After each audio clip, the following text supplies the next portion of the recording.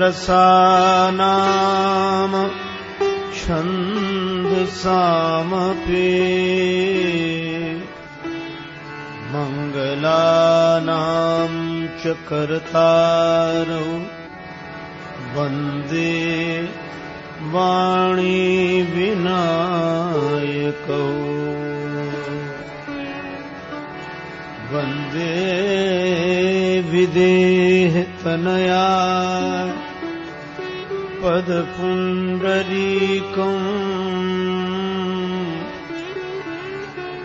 कैशोरसौरभसमाहित योगिचित्तम् हन्तुं त्रितापमनिशम् मुनिहंससेव्यम्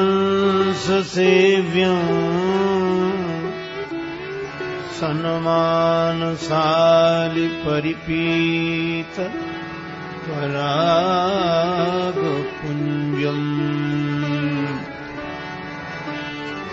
दूरवादलद्युतितनु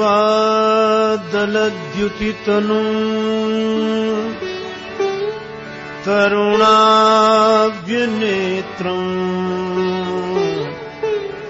हेमाम्बरम् वरविभूषणभूषिताङ्गम् कन्दर्पकोटिकमनीय किशोरमूर्तिम्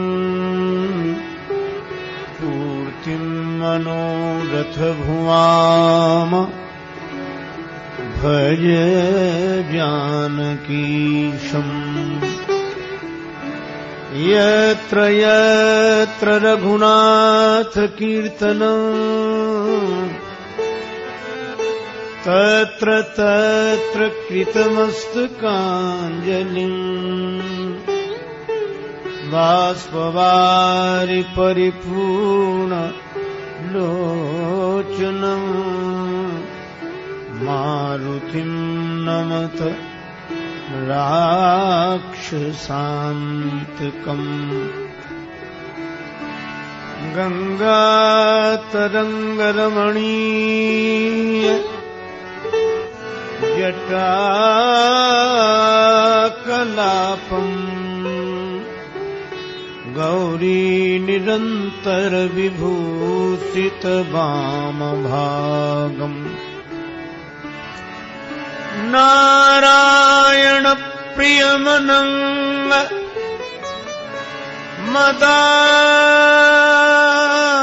मदापहारम्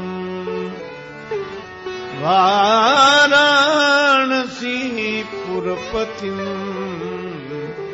भज विश्वनाथम् श्री गुरुचरण सरोज रज निज मन मुकुर सुधार वर्णो रघुवर बिमल यश जोदायक फलचार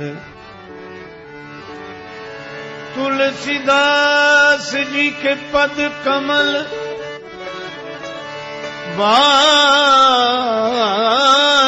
बारंबार मनाए गुण गावो सिया राम के हनुमत हो सहाय लेत सदा सुधि दीन की सहज दया के धाम जननी जनक राजेश के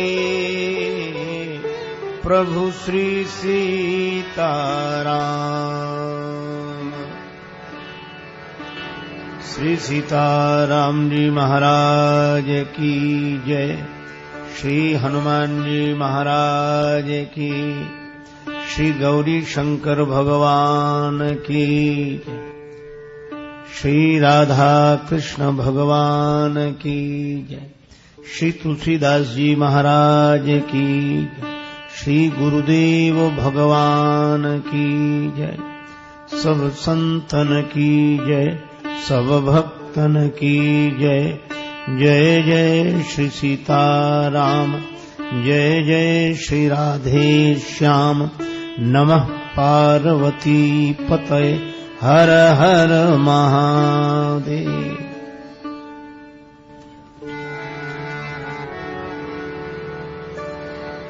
श्री सीताराम कथा रस रसिक श्रद्धालु श्रोता बंधुओं, श्रद्धामयी माता, श्री हनुमान जी महाराजाधिराज की भावमयी उपस्थिति में उन्हीं की मंगलमयी प्रेरणा से राजराजेश्वर भगवान श्री राघवेंद्र की मंगलमयी कथा का गायन श्रवण लाभ हम लोग प्राप्त करें, उसके पूर्व बड़े प्रेम से श्री भगवान नाम संकीर्तन मिलजुल कर मस्ती के साथ बोले। सीताराम जय सीताराम, सीताराम जय, सीताराम जय सीताराम, सीताराम जय, सीताराम जय सीताराम, सीताराम, सीताराम जय सीताराम, सीताराम जय।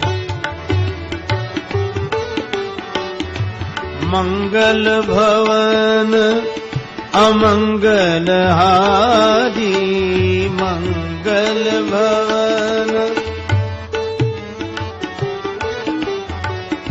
द्रवहु सुदशरथ अजिर बिहारी, द्रवहु सुदशरथ। सीताराम जय सीताराम,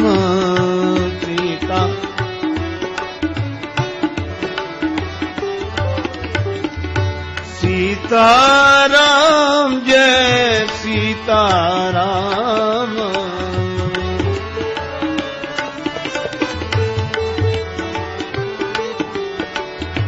सीताराम जय सीताराम, सीताराम। सुमिरि पवन सुत पावन नाम, सुमिरि पवन सुत पावन नाम। अपने बस करि राखे राम, अपने बस करि राखे राम। सीताराम जय सीताराम, सीताराम जय सीताराम,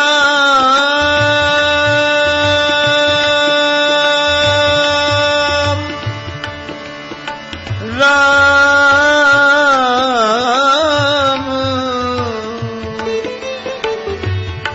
सीताराम जय सीताराम, सीताराम जय सीताराम, सीताराम जय सीताराम, सीताराम जय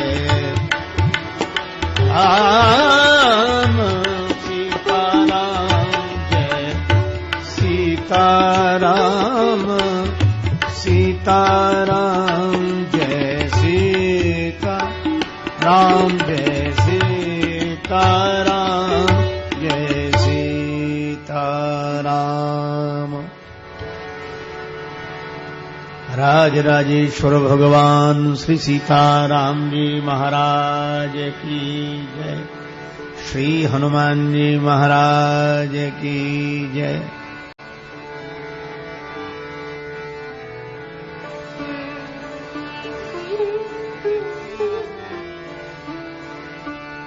भगति करत बिनु जतन प्रयासा भगति करत बिनु जतन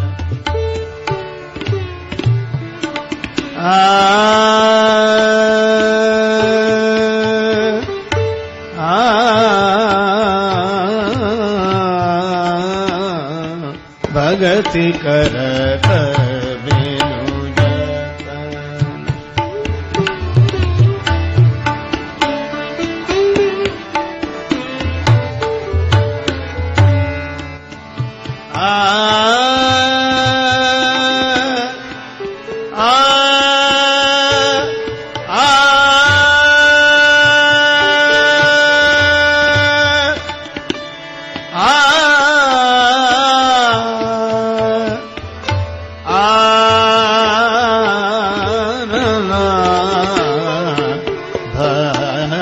भगति करत बिनु जतन प्रयासा भगति करत बिनु जतन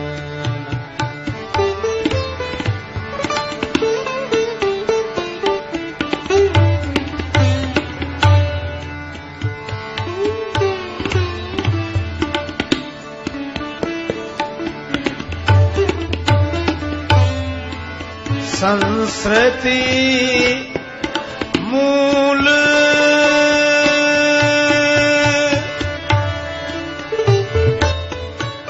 अविद्या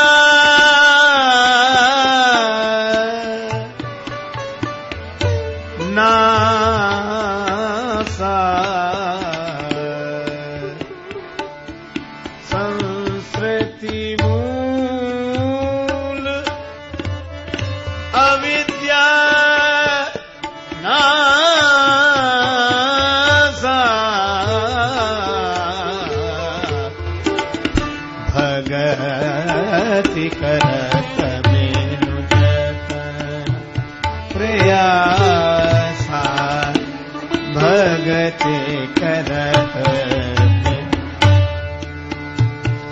भगति करत बिनु जतन करत बिनु जतन करत बिनु जतन।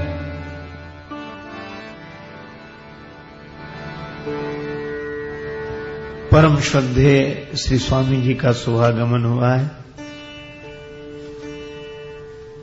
यह बड़ी प्रसन्नता की बात है। हम उनके प्रति हार्दिक आभार व्यक्त करते हैं। नवधा भक्ति का शुभारंभ कल हुआ है। प्रथम भगति संतन कर संगा।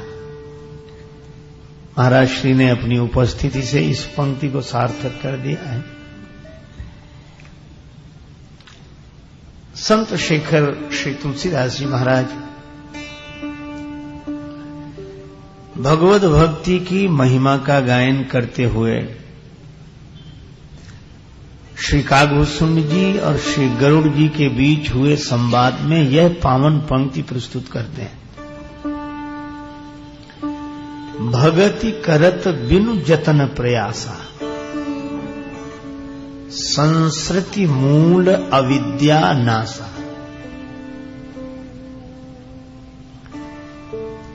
संस्कृति कहते हैं आवागमन को, जिसको भगवान शंकराचार्य बोलते हैं। पुनरपि जननम पुनरपि मरणम पुनरपि जननी जठरे शयनम। यह संसारे खलु दुस्तारे कृपया पारे पाहि मुरारे।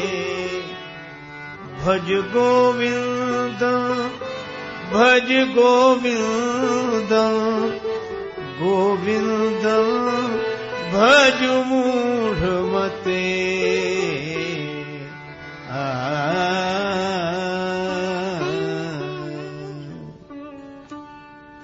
पार बार जन्म पार बार मृत्यु, यह जो आवागमन का क्रम है इसी को संस्कृति बोलते हैं। और इससे मुक्ति मिल जाना ही भवसागर से पार जाना है।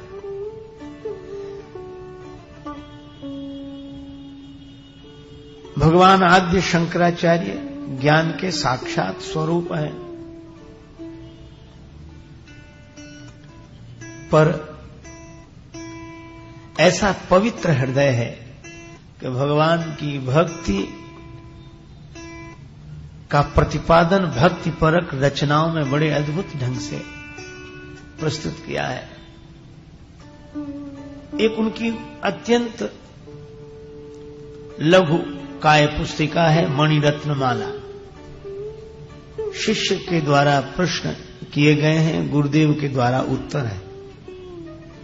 उस पुस्तिका का आरंभिक श्लोक इसी तथ्य की ओर संकेत करता है।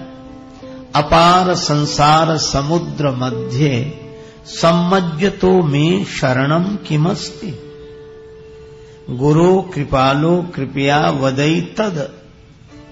शिष्य पूछता है कि इस अपार संसार समुद्र में मुझ डूबते हुए को पार जाने का क्या उपाय है? हे कृपालु गुरुदेव मुझे बताएं। तो गुरुदेव उत्तर देते हैं, विश्वेश पादाम्बुज दीर्घ नौका, विश्वपति परमात्मा के चरण कमल रूपी जहाज ही तुम्हें पार ले जाएंगे। और इसी तरह पुनरपि जननम पुनरपि मरणम वाली पंक्तियों में भी अंत में कहते हैं, यह संसारे खलु दुस्तारे, कृपया पारे पाहि मुरारे। पाहि माम, हे मुरारी भगवान, मुर के अरि श्री कृष्ण चंद्र भगवान मुझे पार करें, मेरा कल्याण करें। बस भगति करत बिनु जतन प्रयासा।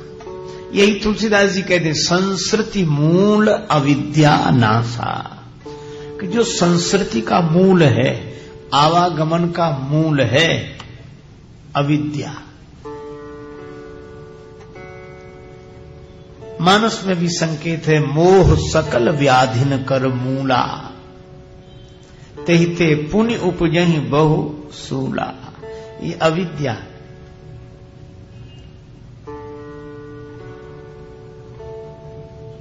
अब इस अविद्या की निवृत्ति कैसे हो? विद्या की प्राप्ति हो। और विद्या की परिभाषा हमारे यहां दी गई, सविद्या या विमुक्त है। हमारे गुरुदेव कहते थे, ब्रह्म विद्या ही विद्या है, शेष तो अविद्या है। विद्या वह है जो प्राणी को अज्ञान के बंधन से मुक्त कर दे, वह विद्या है। और इसीलिए मानस में दो का वर्णन है। तेहि कर भेद सुनाओ तुम सो, तेहि कर भेद सुनाओ।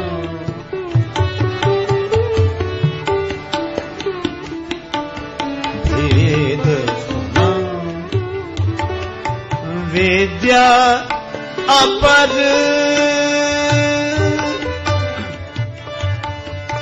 अविद्या दो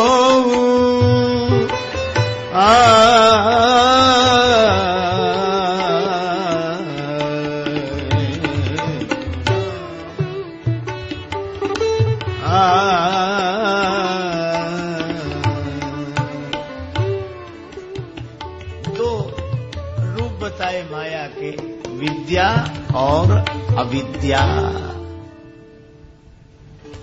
ये अविद्या भी माया है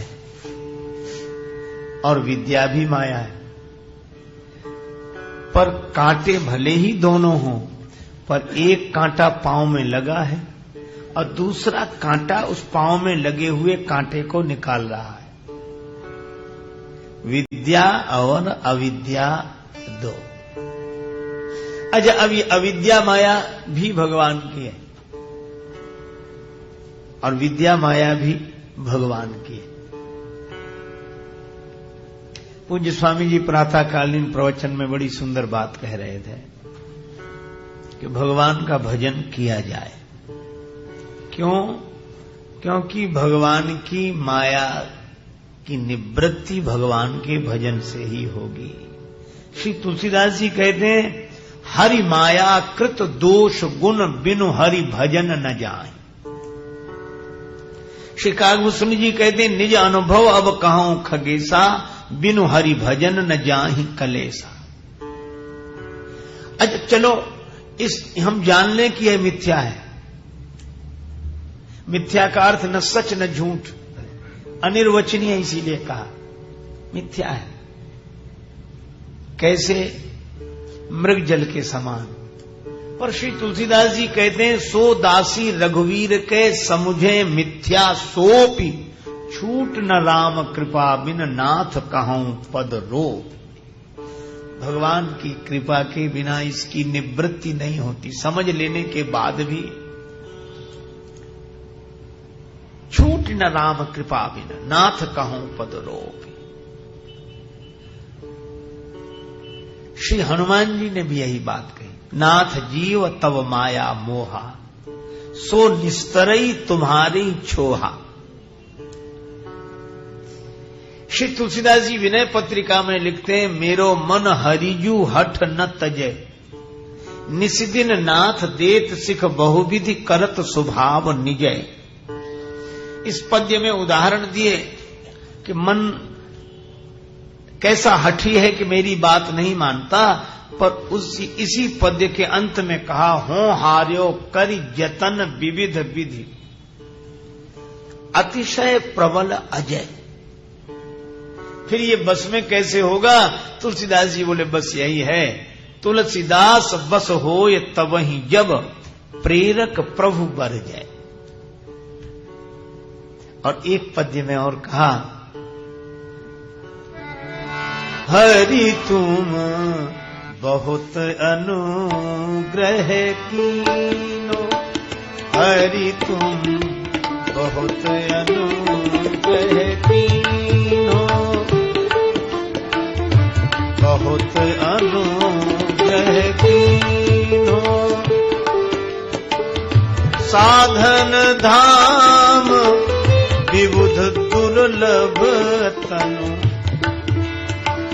साधन धाम विबुध दुर्लभ तनु, मोहि कृपा करि दीनो, हरि तुम बहुत अनुग्रह कीनो।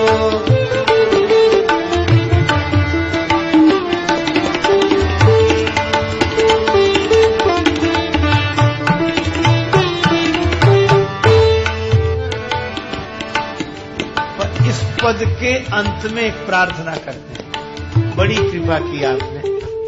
कोट्यों मुख कही जात न प्रभु के एक एक उपकार, तदपि नाथ कछु और मांगी हूं, दीजिए परम उदार।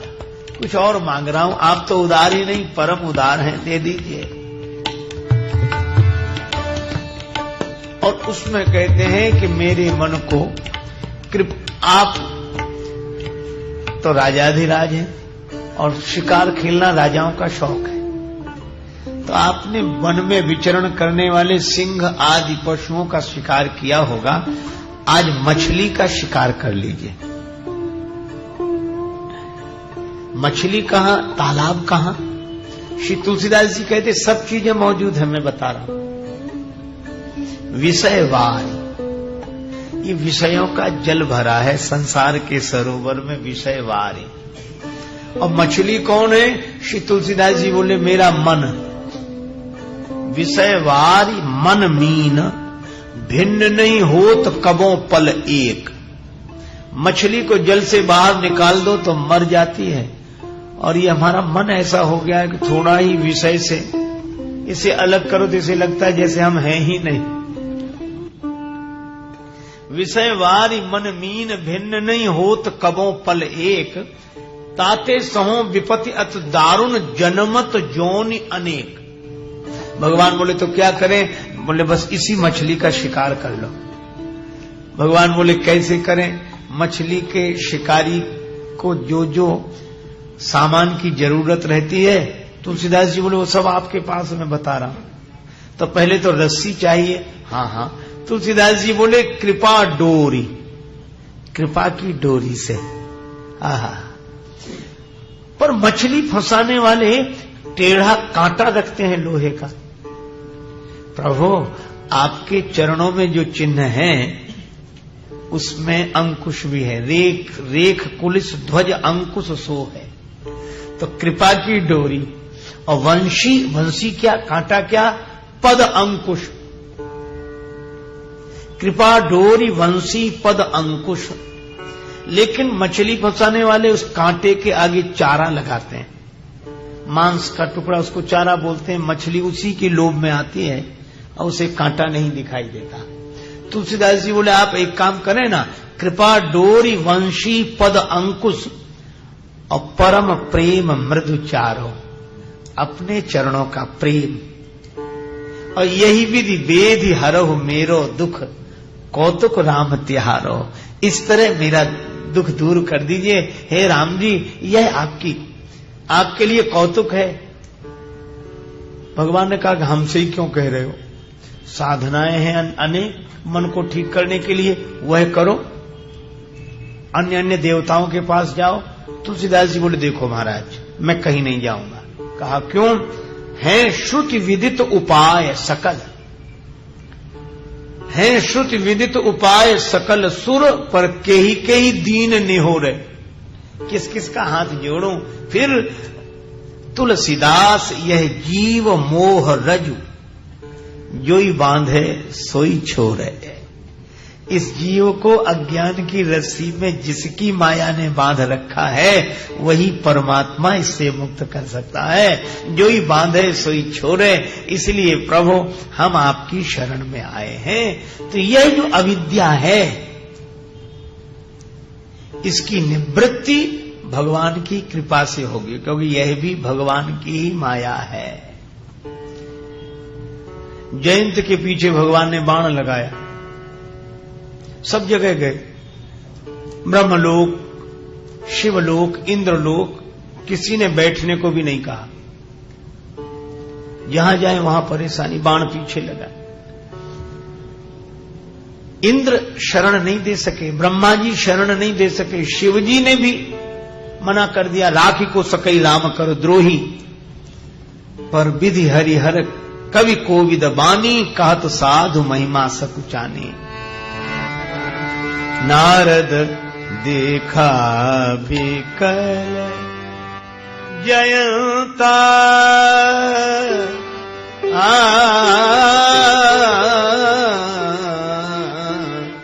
लागी दया कोमल, लागी दया कोमल चित संता, लागी दया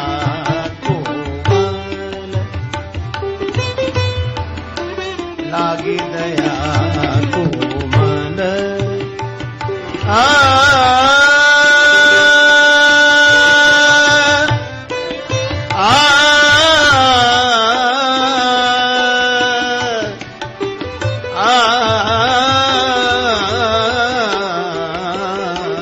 दया कोमल, लागी दया दया कोमल, दया कोमल। नारद जी को दया लगी, संतों का चित्त कोमल होता है। अरे अरे जयंत ठहरो ठहरो, कहां जा रहे? यद्यपि जयंत ने नारद जी से शरण नहीं मांगी थी, क्योंकि जयंत सोच रहे थे कि जब शिव जी शरण नहीं दे सके, ब्रह्मा जी इंद्र नहीं दे सके शरण, तो ये तो सामान्य महात्मा। पर उन्हें संत महिमा का बोध नहीं है।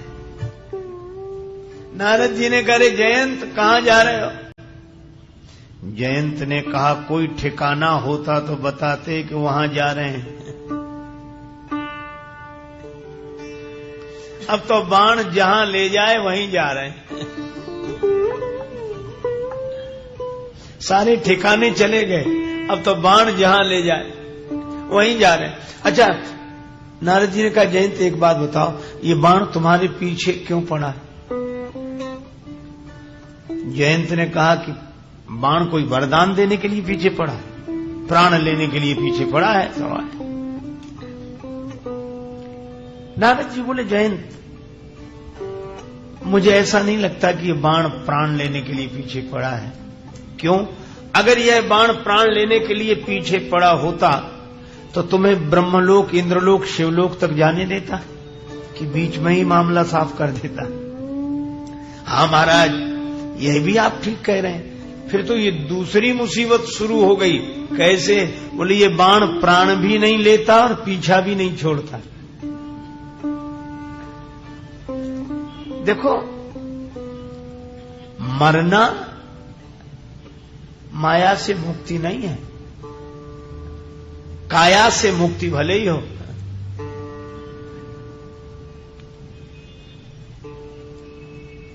इसलिए ये बाण प्राण भी नहीं लेता, पीछा भी नहीं छोड़ता। शरीर छोड़ने के बाद भी माया पीछा नहीं छोड़ती।